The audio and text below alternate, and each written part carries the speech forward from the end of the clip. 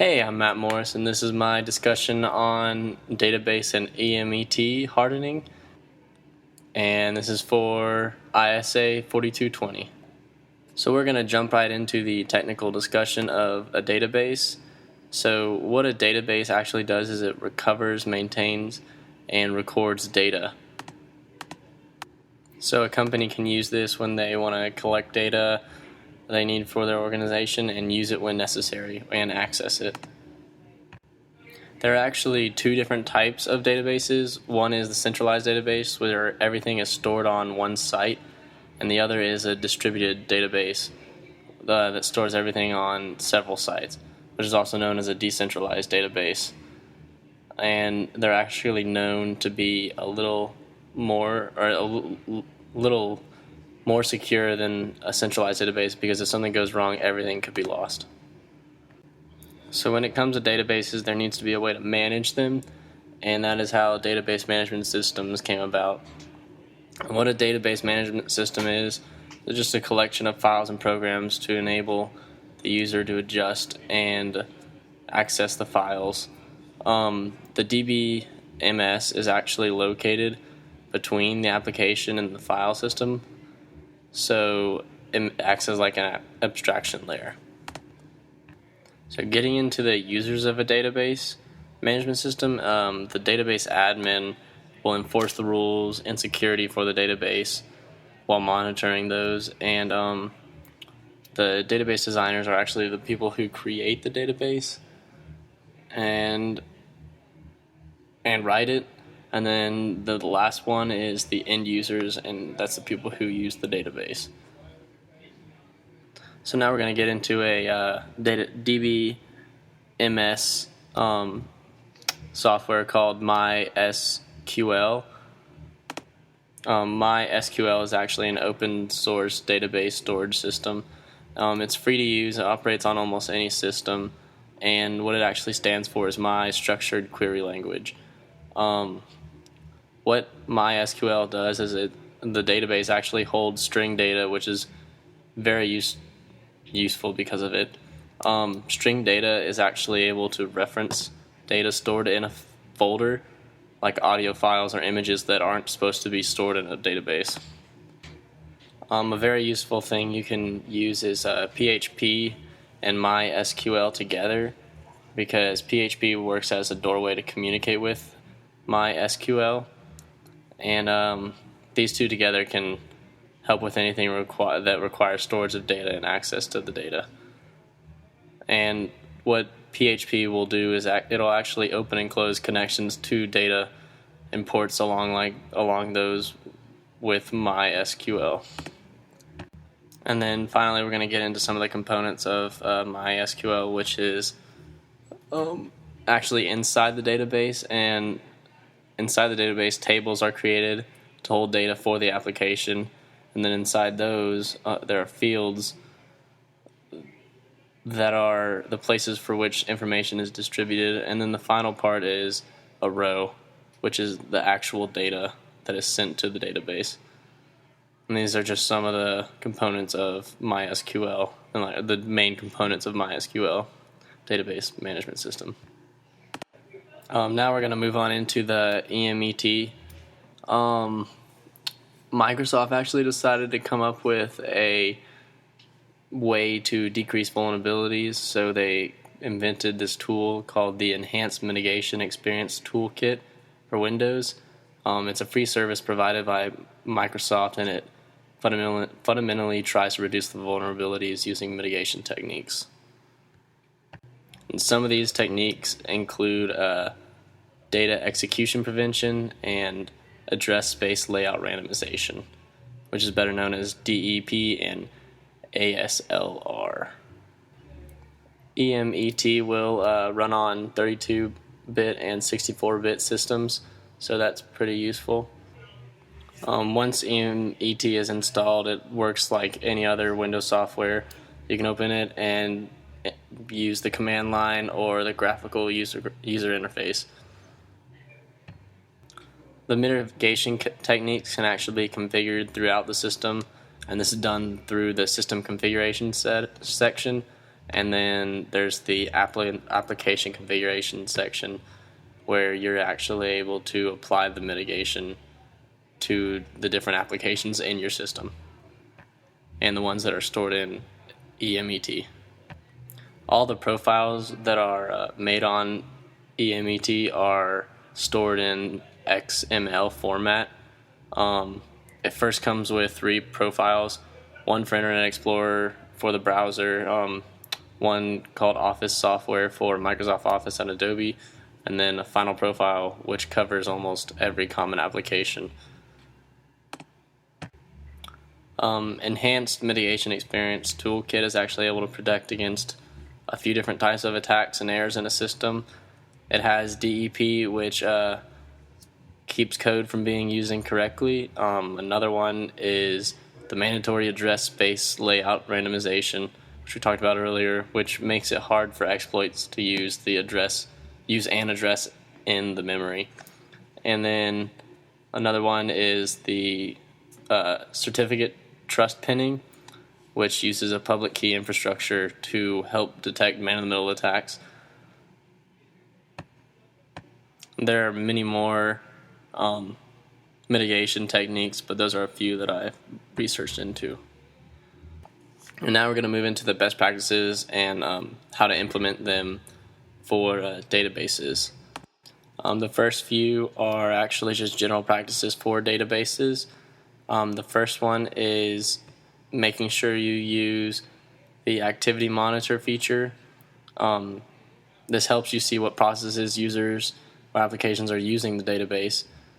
The next practice would be to set the database instance security to audit successful and failed logins. The more users connect to the database, the more likely you'll need to check it with audits. And then our third one for general databases is hacking your own database. So it would be a good idea to see how vulnerable your database is, and there are a series of tools you can use for that. Some more general practices are keep strong passwords, validating access, and keeping the database secure through the practices above. Now we're going to move into the best practices for MySQL. It has many different ways it can be secured.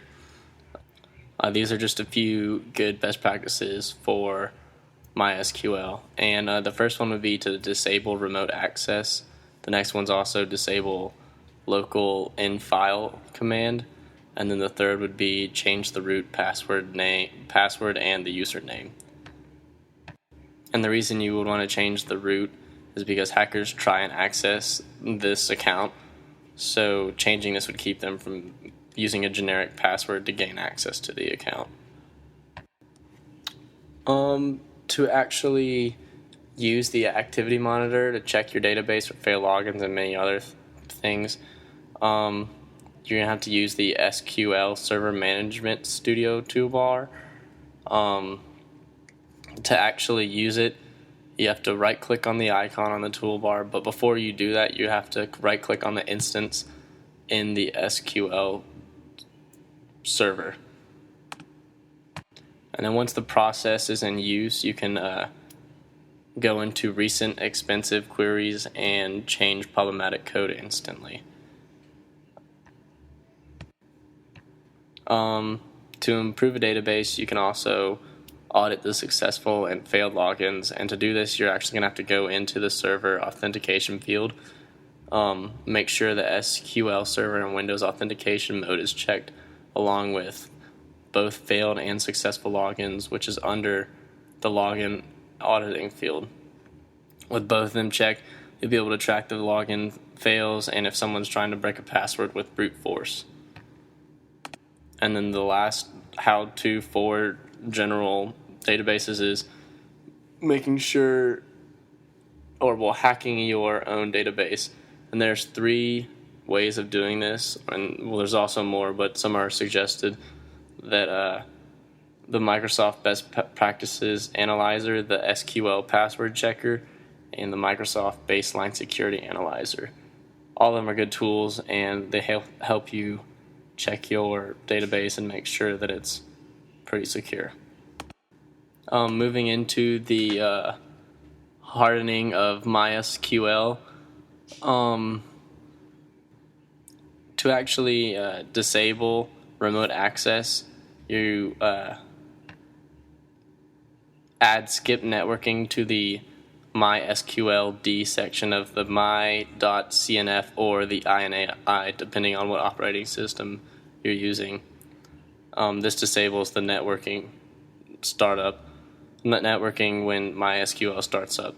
The next process is when you disable the local infile command, and to do that you want to add set variable local equals local infile equals 0 to the MySQLD section again, and this will keep unwanted people from reading a file or getting access.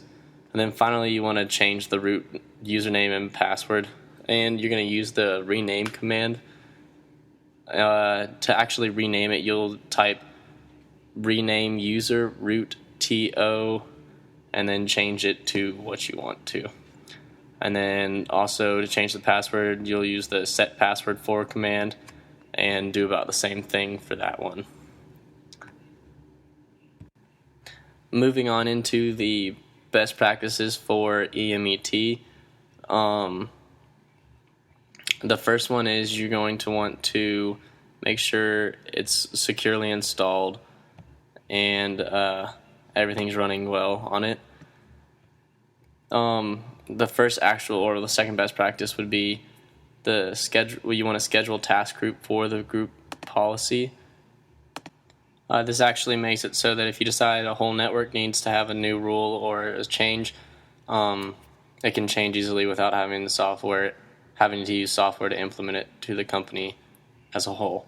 The next one is that it's recommended that deep hooks, anti-detours, and banned functions are selected by default because there are pretty good configurations from EMET. Another best practice would be to make sure that you are protecting the applications that need to be protected by adding them to the EMT or EMET. You can determine this by classifying whether it's a server service attack or it's a client-side attack. The server service attacks are normally on ports, protocols, and services, and client-side attacks are against applications that are available for use in a workstation. Then our final best practice using EMET would be to make sure the correct protection mechanisms are enabled. This makes it so DEP, SEHOP, and ASLR are always used or always running to make sure that the system is secure and the applications are put in EMET are being secured. Getting into the how-to section or the implementation of the best practices. To install it correctly, you want to go to the downloads on the Microsoft website and make sure you download the MSI version. After you do this, you'll run the file and use the default path unless otherwise you need it somewhere else. After doing this, you'll want to select the recommended settings because they're already pretty secure. And once installed, you can worry about the other hardening techniques. The next hardening technique or best practice would be to make sure that an update to an XML file will change it for the group policy. To actually do this, you'll select the EMET configuration file used for the group policy and scheduled task. After doing that, you'll right click on the scheduled task, go to new and scheduled task, and then you select run the XML when someone logs in, and you can see when someone logs in every hour or whenever you choose. Then you're going to go to the new task properties. You select the task tab and you run the EMET configuration file. Once that's done, you'll want to make sure that enabled is checked, which allows the task to run at a specific time. The default settings on EMET are pretty secure. To make sure the defaults are actually in use, you can go to the application configuration. Once you're in application configuration, you want to go to the mitigation settings. It should be on the top toolbar, and make sure that deep hooks, band functions, and anti-detours are all checked. This should be able to. You also want to go to the default action of EMT and make it set to stop on exploit, so it's not just tracking the exploits or auditing the exploits. The next best practice would be, next best practice to be implemented would be adding specific applications to EMT so that they're protected by the service. And after the app that you've chosen to be protected that you've decided needs to be protected, you'll go to you want to check the running processes in EMET, and after it has been found, you right click on the configure processes, then it will be added to the EMT list of applications for protection. Once that's been done, you want to go to the command line and use the IIS reset command and lock in the changes so that the application will be now protected by EMET. Our final implementation would be to make sure the correct protection mechanisms are in use. To actually do this, you want to go to the Enhanced Mitigation Experience Toolkit. From there, you're going to go to the System Statuses section. Under the System Statuses, there will be Data Execution Prevention, DEP, Structured Exception Handler Overwrite Protection, Address Space Layout Randomization, and Certificate Trust. You want to go to the drop-down menu beside DEP, SC, HOP, and ASLR, and make sure that they are all on, always on. There's other options you can use, but always on is recommended. After those three are changed to always on, you're going to want to go to Certificate Trust, otherwise known as pinning, and set it to enabled. And once this is done, all the protection mechanisms will be in use. Implementing these best practices will help harden your system and make sure that it's more secure and everything on the system will run smoothly. And now we'll wrap up my presentation by showing you the references. I hope y'all enjoyed. Thank you for listening. And sorry if my voice is in and out a little bit during this presentation. I've been a little sick recently. I've had a cough.